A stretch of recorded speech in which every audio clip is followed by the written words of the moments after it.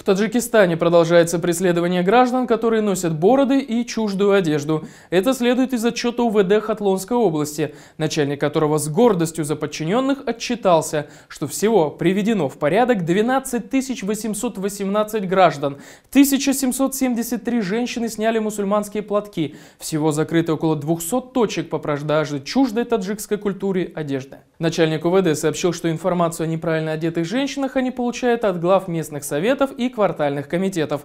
Особо было подчеркнуто, что милиции удалось задержать 90 проституток, которые носили хиджаб. Очевидно, что не ту одежду с них сняли, а вот отворотили ли их от занятия проституцией, УВД не пояснило. Слишком длинными и беспорядочными назвал гражданин-начальник те бороды, что были сбриты почти у 13 тысяч мужчин. Опять же, получая ледоплату таджикские служивые за совмещение работы милицейского и парикмахера, проводились ли курсы повышения квалификации по стрижке бород, чин не уточнил. Зато, как отмечает BBC, по всей республике сбрито уже не 13 тысяч, а